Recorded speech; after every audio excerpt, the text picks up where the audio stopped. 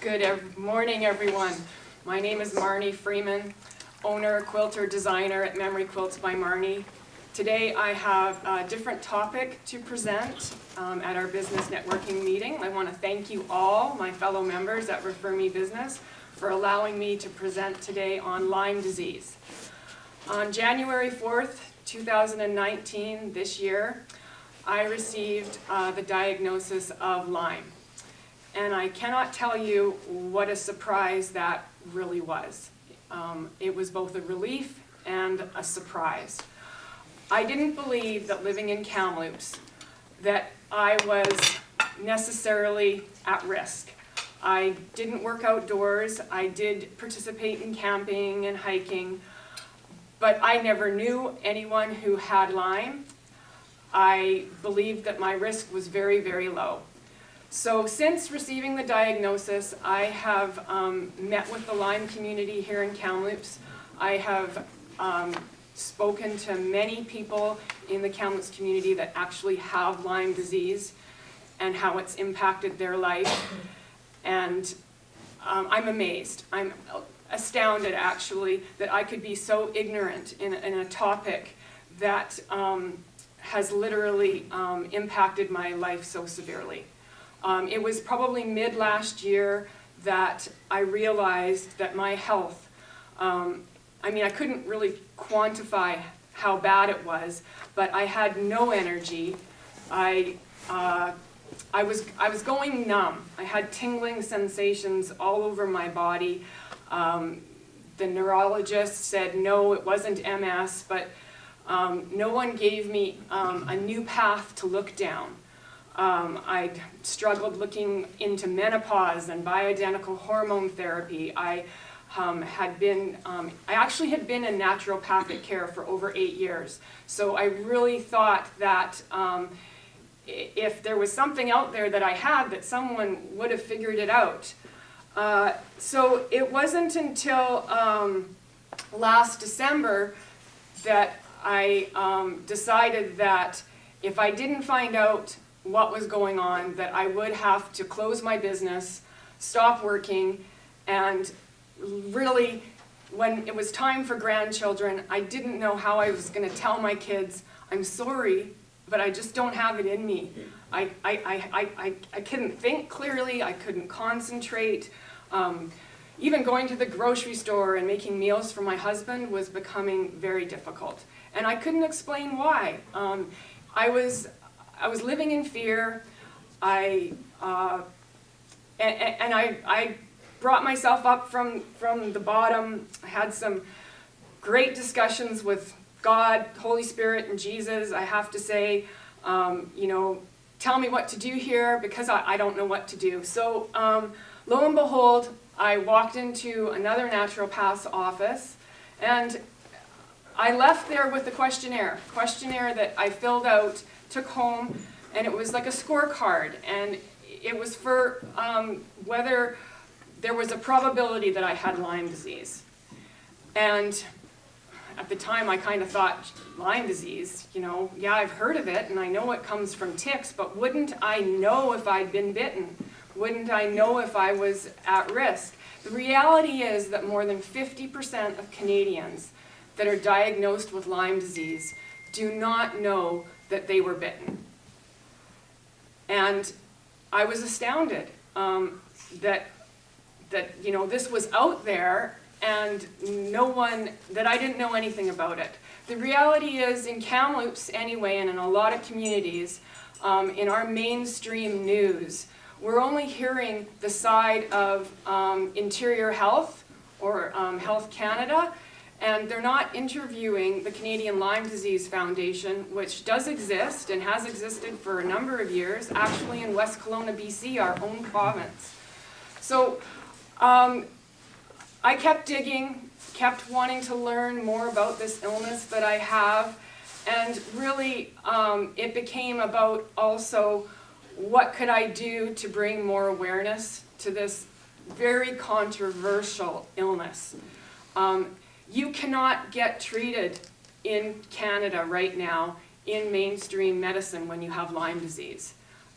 We're fortunate enough in BC right now that there's enough Lyme literate naturopaths in our community and communities like Salmon Arm and Vernon where you can get treated. Naturopaths in British Columbia can write prescriptions for antibiotics, which is one of the several treatments that I'm currently undergoing. The ticks that carry Lyme disease are the Ixodes ticks or the western black-legged tick. They are tiny. They are no bigger than the size of a sesame seed, and the baby is the size of a poppy seed. So imagine doing tick checks. You really need to look really closely. I also believed, for some reason, that the ticks came from trees. I don't know where I got that from.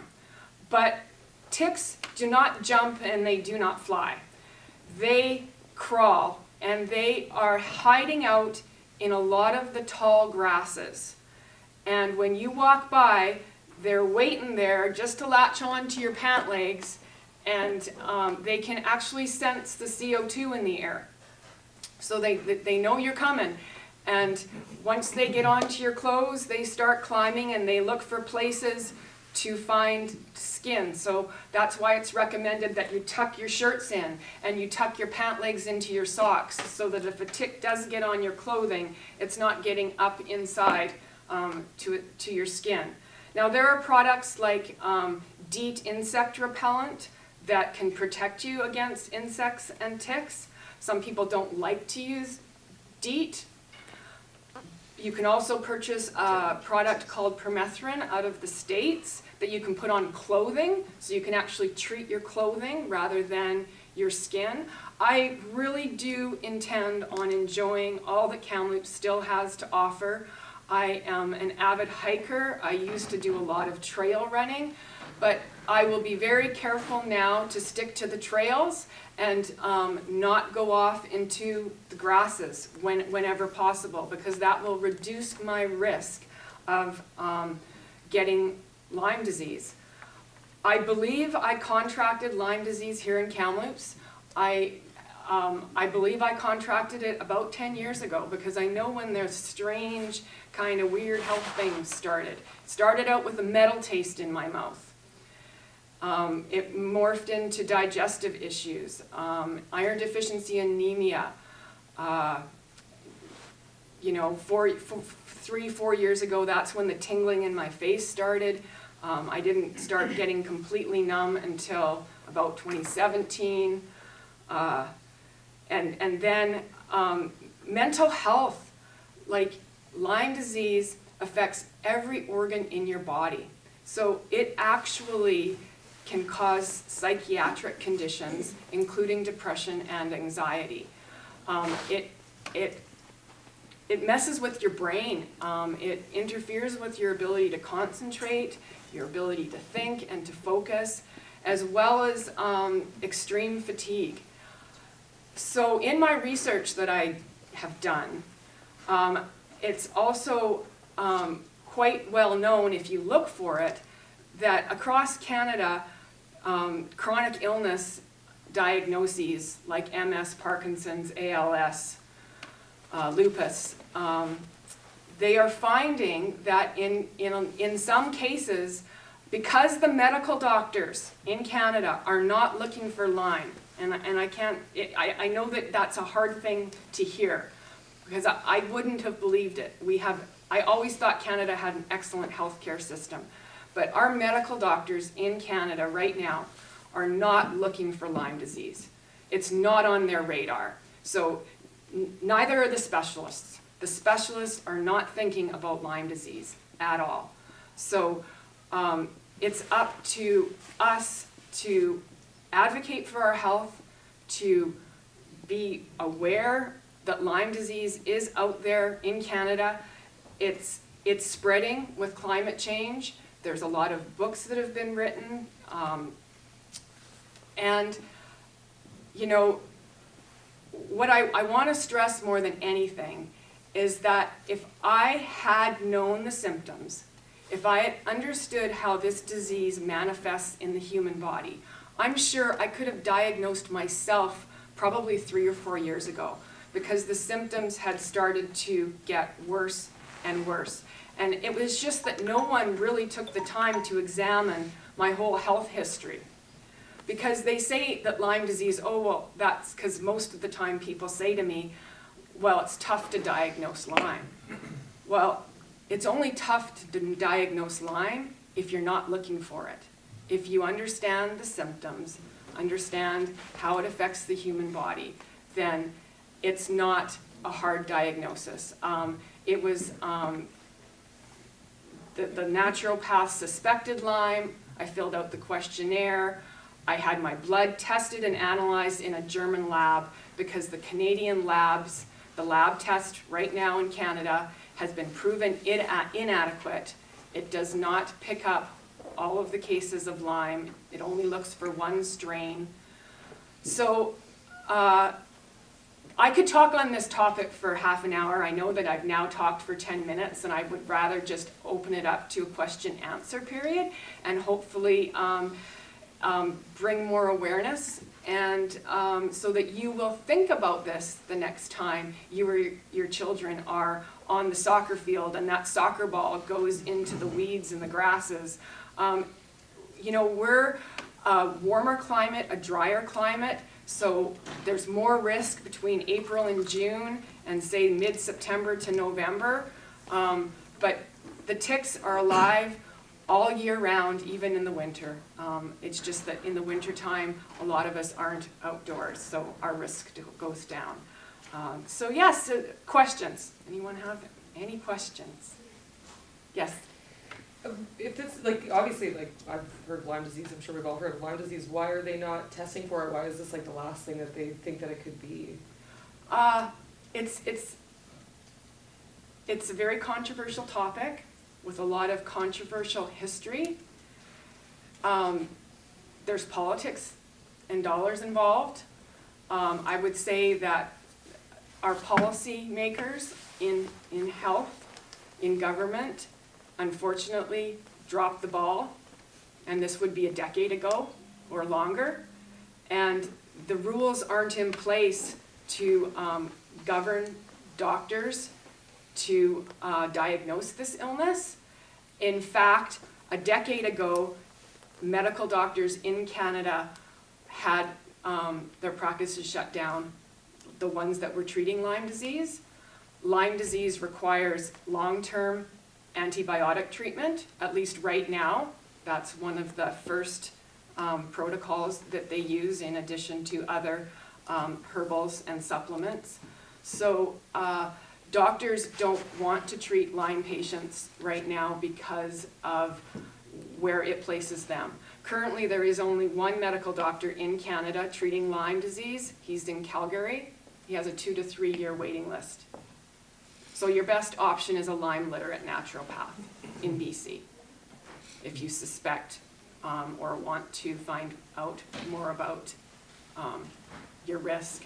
I don't even, I mean, it's a terrible thing to say, but right now in Kamloops, I don't even recommend that if you, your child or yourself, you know, you find a tick and the tick is dislodged, like lodged, you know, most people would think I'm going to go to the hospital and I'm going to get the best care, and that really isn't the case. Your best weapon is to get onto the Canadian Lyme Disease Foundation website to look at how to remove a tick safely. I know we've distributed some cards about how to remove a tick. You can, first of all, depending on the size of the tick or what the tick looked like, you can usually tell whether you're at risk of Lyme, but keep it. And, you know, watch for symptoms and, you know, go and spend that money. If you have been exposed and you get treated with 30 days of antibiotics right away, this illness basically is gone for the rest of your life. That's it. But if it manifests in your body and it's allowed to spread, it can take years and years to recover. And some people don't recover. Some people actually have to live with lifelong symptoms and are not able to work, you know, and are not able to function like, you know, everyone else. It's a devastating illness. I'm hopeful. I've started treatment. I'm doing everything that I can in hopes to get well. It's still a question mark in my mind yet. I am very grateful though that I finally received the diagnosis when I did, because I've mapped my health for the last, definitely the last 4 years. And without this diagnosis and the treatment that I've received so far, I don't think I would be able to work today. Yeah. Any other questions? Thank you very much. You know how to reach me, so if you have any other questions, please feel free to give me a call or send me an email, or of course you can always talk to me at the next RMB meeting. Thanks.